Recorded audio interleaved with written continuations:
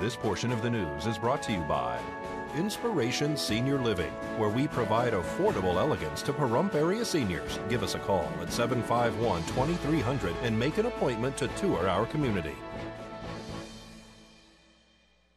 Worldwide, hypertension or high blood pressure is the leading cause of stroke. In China, an estimated 300 million people have hypertension, increasing their risk of stroke. For much of the Chinese population, blood levels of folate, an essential B vitamin, are also low. A new study examined whether folic acid supplementation combined with an antihypertensive medication would reduce the risk of developing a first stroke. This health tip is brought to you by Desert View Hospital and Mountain Valley Physicians Group. Don't put your health on hold. We have time for you. Call us to schedule your appointment. 775-751-7100. Monitoring blood pressure can help identify individuals at risk for developing hypertension, which, if not controlled, can increase the risk of stroke. Stroke is responsible for approximately 1.5 million deaths each year in China.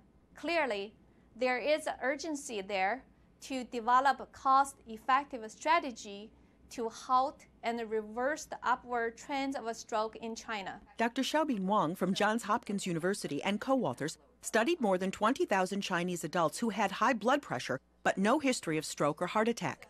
The patients lived in 32 communities across 2 Chinese provinces. Baseline folate levels were measured, and participants were screened for a specific gene that regulates how folate is metabolized by the body, and then grouped by those results. Within each of those 3 groups, patients were randomly assigned to receive a common antihypertensive medication and folic acid, or antihypertensive medication alone. Treatment and follow-up lasted 5 years. The patients who received antihypertension treatment plus folic acid had a significant reduction in the risk of first stroke. In fact, the reduction is about 21%.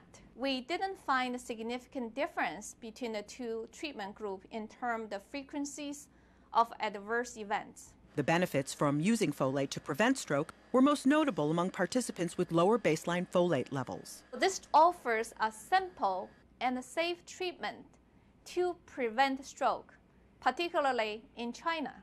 Catherine Dolph, The JAMA Report. So much, Catherine. In China and other parts of Asia, folate deficiency is more common, both because of low folate intake in the diet and low rates of folic acid supplementation. Former pastor George Ferguson, who has been charged with kidnapping, attempting to transmit the AIDS virus, and luring a mentally ill person, has pled guilty to lewd behavior after he was arrested last year following an accusation that he drove a teenager home and made sexual advances towards the boy. He could face a year in prison and will be sentenced on September 21st. The former pastor of a local church, Freedom of Praise Ministries, has tested positive for the HIV virus. Ferguson also was arrested last year for DUI. The Pahrump Disability Outreach Program is open to all those with disabilities. David Berukowitz explains. Pahrump Disability Outreach Program.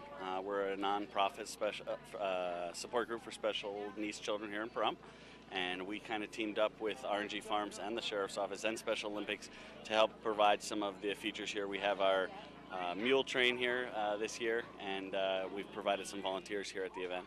Is this a fundraiser for RNG Farms, or is it for all you guys' groups? It's a fundraiser for Special Olympics. RNG Farms kind of is the one that spearheaded this fundraising event and teamed up with Sheriff Worley to actually sponsor the event, and then all of the various sponsors helped out to just make the event a success. Are you hoping to make this an annual event? We are. That's the plan. It is everywhere else that it's done, and Sheriff Worley, both with the torch run that she did earlier in the year and with this, wants to be an active part of Special Olympics. So, PDOP, can anybody get involved in Pahrump Disability Outreach? Anyone can. We have social events once a month. We also have monthly meetings the last Tuesday of every month. You can go to our website at www.pdop.info or call us at 702-516-0847. PDOP encompasses all disabilities, right? Yes, we are multi-faced. We have children that participate in our group with all sorts of disabilities. And our thought process is that if you have a disability, you have the same struggles and the same conflicts regardless of the disability. And so we provide each other information and support across all of the disabilities that are out there. A $50,000 donation was made for the inaugural Alan Beck and Igor Soldo Memorial Scholarship this morning at Las Vegas Metro headquarters. The owners of Centennial Hyundai and Planet Hyundai made the presentation to the Friends of the Las Vegas Metropolitan Police Department Foundation. Beck and Soldo were killed June 8th of 2014 at a Las Vegas restaurant after an ambush by a couple who later died after a shootout with police at a nearby Walmart. 31-year-old Joseph Wilcox, a civilian, also died during the rampage. Here's Ronnie Gibson with Nye County Public Auction. The following is brought to you by Nye County Auction. This weekend at Saturday at 10 o'clock, we're going to be doing part 3 of Walt Rubio Estate. It's a prestigious estate that has a lot of reloading equipment that we're going to be selling this weekend. Everything from dies to powder to bullets to casings, literally everything that you're going to need to be able to make a bullet. We have the dies, the die machines, the presses. We've got everything in here for this weekend. Before, with the Walt Rubio Estate, you guys had kind of guns and ammunition. You're doing this in segments. This is going to be part 3 of how many? There's probably going to be 5 or 6. Originally, there was only going to be 4, but it's just we keep finding more and more around every single corner at his house. Walt Rubio, a very prestigious guy around here. He had a shop, local shop out here, and he also did Civil War reenactment, so that's why you may recognize the name. And this is part 3, like I said, and we're going to do plenty more after. So it's from WR Sporting Goods, right? So that's going to definitely have some items that are going to be well sought after. Exactly. Like I said, a lot of the stuff that we have in here this weekend is really unique stuff for reloading. Reloading is one of the biggest things that's going on right now, seeing as it's hard to get ammunition and this and that. So why not make it at home? It's a big thing that's happening right now. Wonderful. And so people can preview these items ahead of time and online? Yeah, you can preview it on our website at www.nyeauctions.com or come down here on Friday to come take a look at everything that we have, which is between 9 and 5, and then the auction starts at Saturday at 10 a.m. And you can preview even Saturday morning? Yeah, you can preview Saturday morning. Our doors open up at 9 o'clock, so that gives you that little extra hour to do your extra research that you wanted to do. And also, is this an online auction? Yeah, this is an online auction. Go to our website. There'll be a link on there. There'll be a full description and then pictures and everything of everything that we're selling this weekend. Like I said, a lot of good stuff.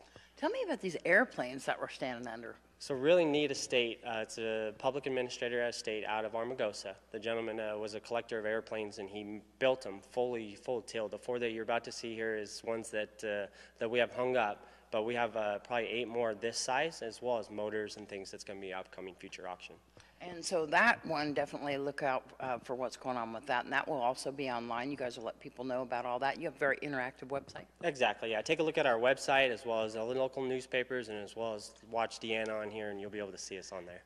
So you guys are located where? We're located at 850 South Lola Lane. That's right off the highway, right on the same road as the hospital. For more information, they can give you a call, or what's your website? Our website is www.nyeauctions.com, or give us a call at 775-537-2500. News 46 will return in just a moment. Welcome back to News 46. Trading has resumed on the New York Stock Exchange after an outage of more than 3 hours caused by technical problems. There was no interruption at the dozens of other U.S. stock exchanges, including the NASDAQ, so investors were still able to buy and sell stocks easily. The New York Stock Exchange didn't say what the problem was, but described it as an internal issue and not the result of a breach of its systems. Let's join Alicia Cook with your entertainment this week. Han Solo has long been one of the favorite characters in the Star Wars universe. Now fans will finally get to learn the smuggler-turned-hero's backstory. Disney has announced that the duo behind the Lego Movie will direct a feature about Han Solo's life before Star Wars, slated to hit theaters in 2018. The Foo Fighters had to cancel a European tour last month after lead singer Dave Grohl broke his leg, but they were back in fine form on July 4th. With a cast on his leg, Grohl performed from a throne of sorts made of guitars at a Washington concert on Saturday. The singer ended up with a broken fibula after falling off stage during a June 12th show in Sweden. July 4th was the 20th anniversary of the debut of the band's self-titled album, so it was surely a special performance. The Grateful Dead performed their last concerts over the weekend at Chicago's Soldier Field to say goodbye to a nation of deadheads. Bob Weir, who founded the beloved band in the San Francisco Bay Area with Jerry Garcia, Phil Lesh, Mickey Hart, Billy Kreutzmann, and Ron Pigpen McKernan, who died in 1973, celebrated their 50th anniversary with 3 historic concerts in the same place the band played its most recent show on July 9th, 1995, about a month before Jerry Garcia died. Balloon Boy and his family are back in the headlines with an update. Falcon Heaney was given the name Balloon Boy in October 2009 when he was just 6 years old. For nearly 2 hours, people around the world feared the young boy floated away as high as 7,000 feet in a massive helium balloon resembling a flying saucer. It landed 90 miles from the family's home in Fort Collins, Colorado, with no Falcon inside. He turned up in an attic over the garage, having never been tucked in the balloon, as his parents said. Now Falcon Heaney and his family live in Florida, and the 3 boys have started a metal band. The young teens call themselves American Chili and are managed by their parents. Amy Winehouse died from alcohol poisoning in July 2011 at age 27, with only 2 studio albums to her name. The troubled singer recorded demos for a 3rd LP, but those tracks will never be heard since they were destroyed by David Joseph, chairman CEO of Winehouse's label. The executive claims it was the moral thing to do. Before her death, Winehouse had discussed forming a jazz hip-hop supergroup with Roots drummer-producer Questlove, Raphael Sadiq, and Mos Def. I am Alicia Cook, and that is your entertainment this week. Thanks, Alicia. The Gaming Control Board gave its initial blessing for Golden Gaming, who owns 3 casinos here in Pahrump, to merge with Lakes Entertainment, a Minnesota-based casino company. Once complete, the merger will give Golden Gaming control of a casino in Maryland and transform it into a publicly traded company called Golden Entertainment. Golden Gaming CEO Blake Sartini will stay on as head of the merged company, which will be headquartered in Las Vegas. When we return, we'll have your weather with Noah Beacon.